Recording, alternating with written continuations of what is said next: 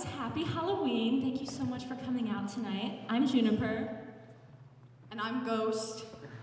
And our first set is by Ghost.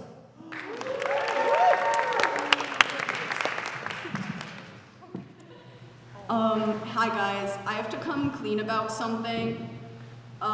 This entire set was written by a ghostwriter.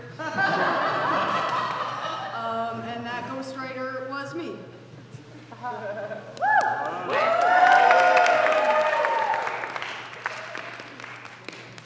I just really wanted to do a ghost bit in my ghost costume. I hope it was worth it.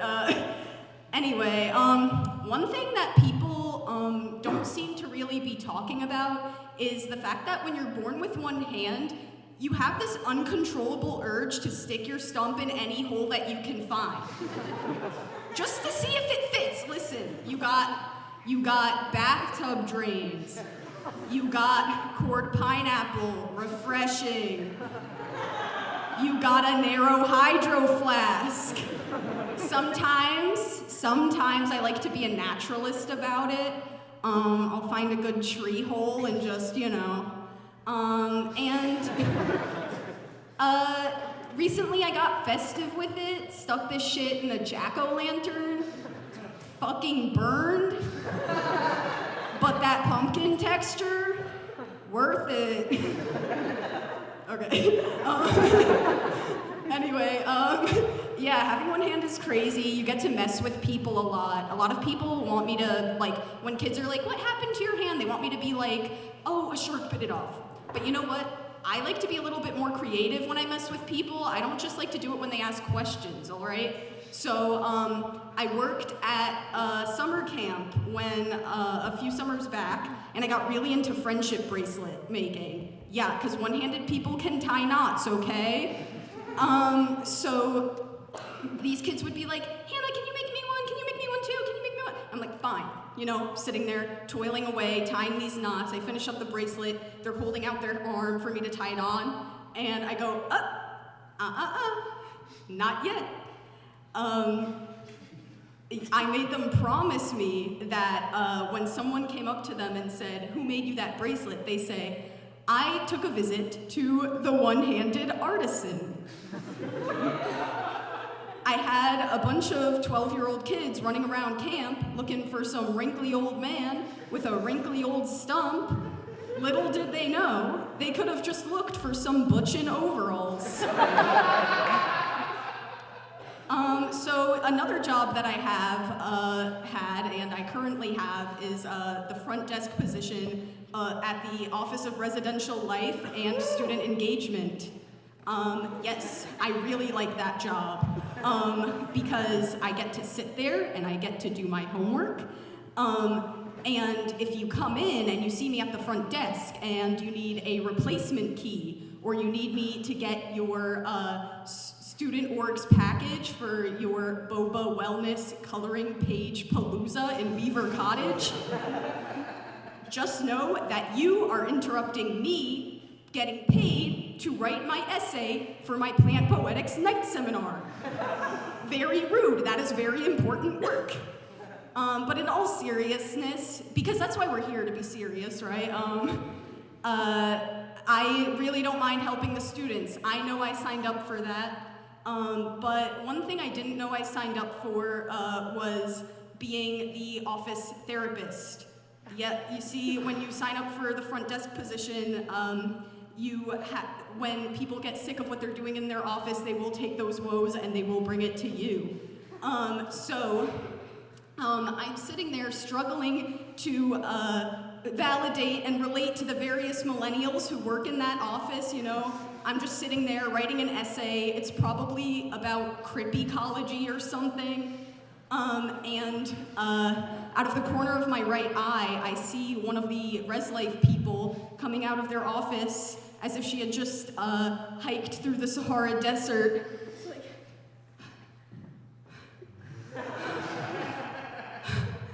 I'm so dehydrated, but this office, it's so cold, and I don't feel like drinking anything. And I'm like, yeah, I don't know what to say.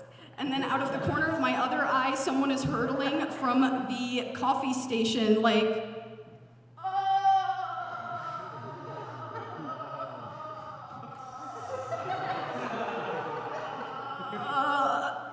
it's Monday. And I'm like, yeah, I hate dehydration too. Mondays suck. But little do they know that my problems run much deeper than dehydration and Monday, okay?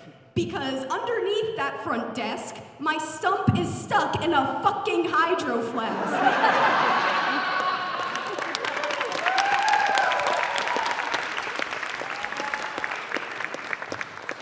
Forget to do this.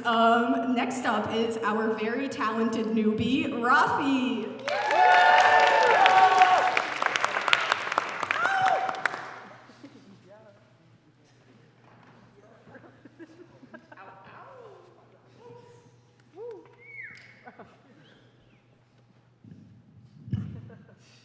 I'm Rafi, and I think that there's two Kenyans. If you're an athlete, can you make some noise? No one. That's okay. That's okay. So no one here is hammered on a Tuesday night. That's all right. That's fine. If you're a NARP, can you make? Perfect. So now we know that we have the faction of Kenyon who takes a shower. Anyways, I just wanted to mention athlete NARP relationships. I think they're pretty funny. All right. I think they're pretty funny because, babe, you wanna go for a couples workout? Mister, my brother in Christ, your NARP significant other is literally running on a singular shot of espresso. You want them to die, huh? You want them to die? I'm pretty sure that's illegal in the state of Ohio, but anyways, sorry for the interjection. Anyways, so relationships sort of remind me of marriage, and marriage reminds me of babies. And this is getting pretty spooky, all right, because now we're going to talk about 14-year-old Rafi's understanding of how babies are born. Are babies born through the vaginal canal? No. Are babies born through the drop in the bucket guard thing? No. Babies are obviously born through blowjobs. Obviously. I mean, I've always been a logical guy, all right? Because think about it. Person A does sucky with person B. Semen goes into stomach gets bigger. Person A shits out baby. It's so simple. That's why you're supposed to swallow, not spit, duh. But anyways, so 18-year-old Rafi's understanding of things wasn't exactly all that different. I'm not gonna lie, because the first time someone asked me that they wanted to go down on me, I panicked and I said, "We're family planning already? I just met you." But anyways, speaking of intimate and sacred acts, let me tell you about little Rafi's journey into the magical world of jerking off. And it wasn't all that smooth. I went to middle school in Liverpool, and so this one fine day, this one fine evening, this young lad calls me a fucking wanker. He calls me a fucking wanker. Because why? Because I spilled a bowl of water, right? A bowl of water. But anyways. So then I'm thinking, wanker, right? I haven't really heard that word. I'm new to Liverpool, I'm new to the city, right? And so I'm thinking it's a mythical water wizard who can summon rain on command. I mean, I think I kind of had it right, but summon rain on command, I don't think that's in my skill set yet. But anyway, so just how anyone else researches things, I go on to Urban Dictionary, right? And so the first hit says, wanker means your mom. And so just like anyone else at the time, I go up to my mom because obviously I heard it on the internet, so it must be true. And I say, Mommy, I didn't know you were a wanker. And she says, and you didn't know you were adopted. And she beats my ass like it's a fucking brand new banjo, right? But anyway, speaking of wanker, I'm a DJ, kind of remind me of that. But what makes it better is that I'm a brown DJ, so that when I press the wrong button, I just say it's a cheeky little cultural mix, and you folks have no idea what's going on. But anyways, and I think that you folks have no idea what's going on, but I'm actually a pretty nervous wreck behind the turntable. And I think I'm a huge wreck behind the turntable because Let's move on from it. See, I'm a nervous wreck behind the mixer. I'm a nervous wreck behind the mixer.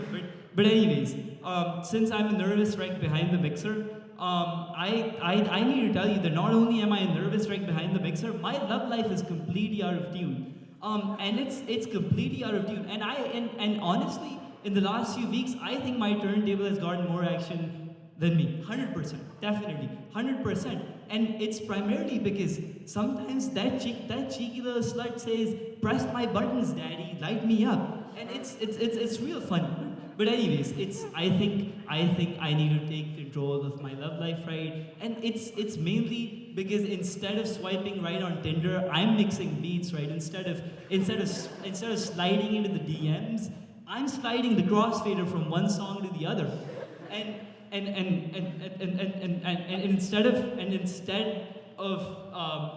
instead of getting blowjobs, I'm getting requests for the Macarena again.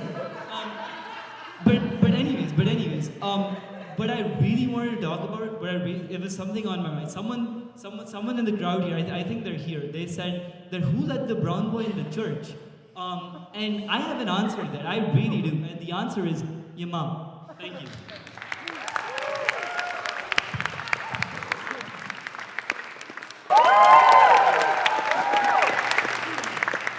Yo, who's next? Pulling up with Juniper. She's awesome. Give her a purr or a...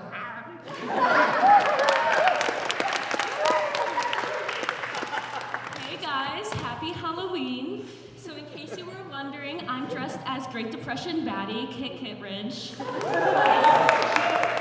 I'm also rocking some note cards tonight because I've been forced to focus on my academics rather than the finer craft of stand-up comedy. But Kit Kittredge is literate as fuck, so it's okay. So it's really cool we get to use the church. A shout out to the Chaplains for that. So I grew up in a pretty religious community, and it was pretty cliquey. Like, people's friend groups in high school were kind of based on what church they went to. For example, a lot of the popular kids would go to this youth group called Young Life. And in case you didn't know, Young Life is run by men who want a young wife. It's cool how it rhymes like that. But if you were cool, you had to pull up to Bible study. And you know what? I hate how religious texts are always so cryptic. Like, recently I drove past this church and they had a sign that said, to love God is to enjoy pleasing him. And like, what am I supposed to do? Ride his face? I think of religion as kind of a hobby, and I understand the appeal. Like, I've dabbled in religion, and it was really fun.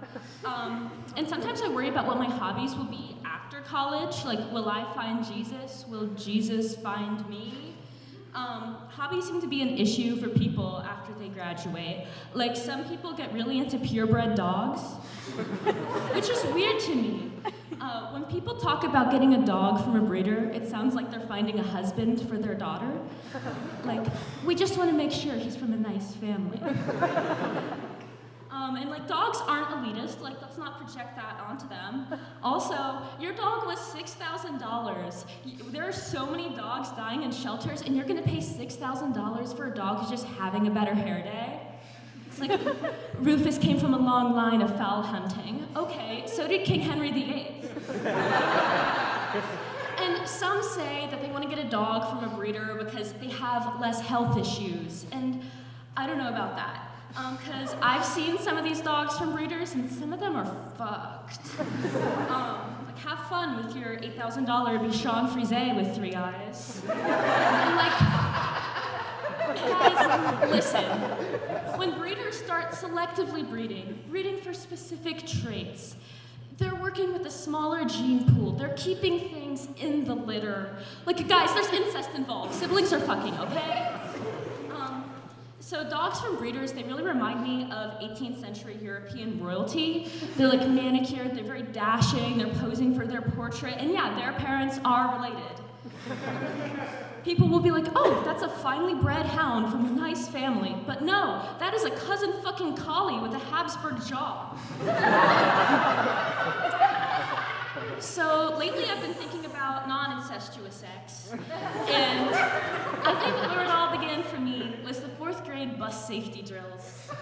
I loved the bus safety drills. I was horned up. The bus safety drills were when we would go on the school bus in the middle of the school day, and we would talk about what we would do if our bus got in a crash or if it got like sucked up in a tornado or something.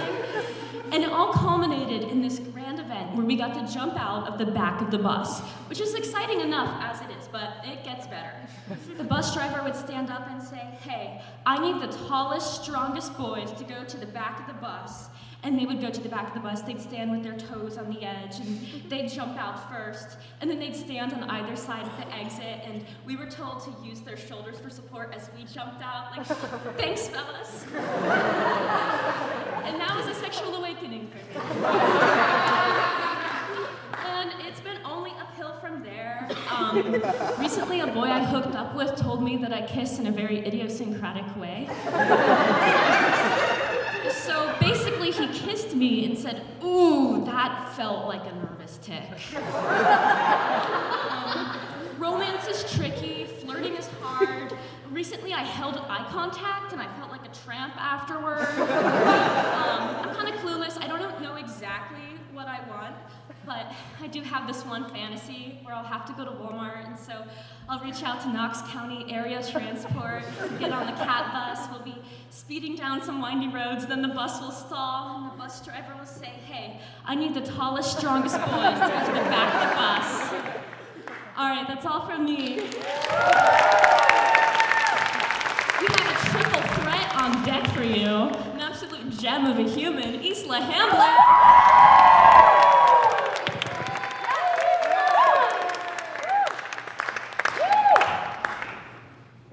Girl, why'd you have to say that? Now I'm so scared. All right. Might as well. One thing that is super annoying for me about when a dog drowns is like, why would you put that thing in a kayak? It's so avoidable. I had a friend in high school who her dog died, and like everybody around us was very like hush hush about it. They're like, they went up to the country house, the dog fell off the boat, she's consumed with grief, you cannot ask her about it. And of course I was like, how did that happen? So I tried to put myself in this 4-pound cavapoo's shoes, and I thought, how would I have died? And I thought, maybe, a lazy Sunday at the country house, the dog was like, I actually don't want to live anymore with a stay-at-home mom that spends all of her time writing Facebook posts about Hillary Clinton, so I sort of like ran down to the dock, hopped on a paddleboard, jumped off, didn't even try. This was never confirmed or denied, so I didn't figure it out. But the thing that really got me about it was that, like, yes, they were consumed with grief, but like, the dog had not even finished coughing up lake water when the family went out to the shelter and bought the dog's sister. Which replaced it. It's like, oh, you killed the dog. You knew that you were the run of the litter, and you went back and you're like, I think we can get a better one this time. And the reason I don't believe the dog died is like, can you imagine a dog falling off of a boat? Like, yeah, it fell. Like, a dog's pretty, like, even the small ones are pretty spry and smart. And like, again, putting myself in the dog's shoes, like, when I feel strong, I'm like, I'm strong and nothing can hurt me. Or, some stuff can hurt me. And when I'm weak, I'm like, you know what, I'm weak and that over there is danger. And you know what, if I'm a 4-pound cavapoo, I'm like, I have no business being on the edge of this boat. No business. And so I really like to think that after they had done this like terrible crime that they, took the dog's sister out on the boat and tried to see if this one survived, just to see if they could get their money's worth for being paid for 2 dogs. Yeah, I thought about this a lot in high school. I never got to the bottom of it, so nobody answers my fucking questions. People think that all-girls school is better because there's no boys to distract you, but first of all, I definitely found a way. And second of all, mainly what all-girls school is a campaign to convince young women that they will never truly be happy unless they become the vice president. And you know what, if I was vice president, you can fucking say goodbye to water-related dog deaths. Gone. I think that if I was vice president, I'd gotten to like 35, is that right? 35? to work on this, but I think just like nobody gives a fuck what you do if you're the vice president, so you can sort of like, I'm assuming that you can have a little fun. What I would do is I would, I don't know how the government works, is that I would only endorse legislation that I could slip a little riddle into the end of. So I've been working on a riddle. It's in process, but you can find me outside after this church and tell me if you feel good about it, or if you have an ending to it. Here's the base premise. Every male friend group has all three. Tall, weird one who has a hook for a hand, and then one who's always with his girlfriend. What's that about? Obviously unfinished, but I would argue no riddle is ever truly finished, so don't judge me for that. No, I probably pick something real to care about, like guns. Not in favor, obviously we shouldn't fucking have them. I mean, we shouldn't have them, but it's not insane to want one. And it's not that I necessarily feel the urge in my body to go, like, get a firearm and have one. It's more that I'm really interested in, like, the test that you take, where it's like, if you get an A on the gun test, you can get a gun. And it's like the solution is like a background check or whatever. And like, I can't really think of any questions that would, like, suffice to get an A. The only thing I can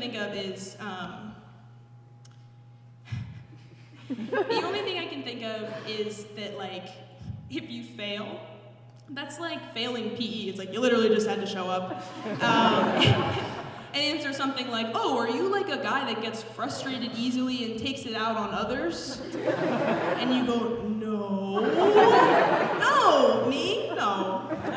And then I go, okay, phew, perfect. Last question. Are you like a little rascal who has ADHD? And then how I would do it. You soften up a little bit, and you go, beautiful, come on, eyes. I would never hurt you, or the world that you call home. And they go, awesome, and then they hand you an AK-47, which sounds like a pretty fun afternoon to me. I understand the urge for even the most liberal of women to be like, I feel like it's like kind of dangerous to walk alone at night. I personally don't have that problem because I have like actually one of the worst resting bitch faces in the continental United States. Never had that problem. And so I think because I've never had that specific problem, the like approaching problem,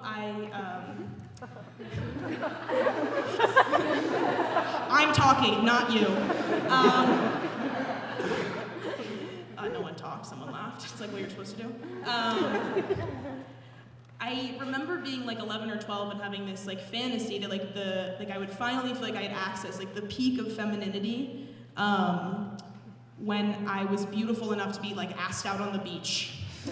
And I never got there, so obviously I was suffering like huge self-esteem issues. But then when I was 21 years old, it happened.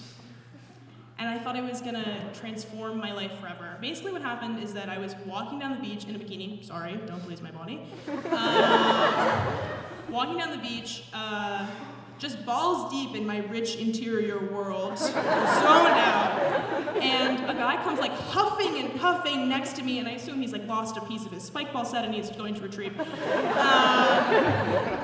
but he jogs past me and then he stops in front of me and I went, what do you do? And he went, did I scare you? And I went, no, it's like this gun. And he went, my fault. No, he wasn't being creepy or anything, just not my type. But it's like, how do you explain to someone who walks up to you like, you're not my type? And then it's like, oh, what is your type? I've tried to think about what my type is, and I think if he had asked me, I would have said, all right, here we go. All the way on the left, we have entirely gay men who know a ton about creative nonfiction. I love those guys. Huge gray area, and then like, I don't know, like a Russian girl that only listens to Frank Ocean. Something like that. My love of my life is like somewhere on that spectrum. I asked my grandma once if she had ever been in love, and she said, that's personal information. Which I loved. I obviously attached a lot to it, so if I ever meet a girl named Oksana who's like walking alone in the rain listening to Pyramids, You guys are never gonna fucking hear from me again, because that's private. That's private. All right, that's our show. Thanks for coming to the church.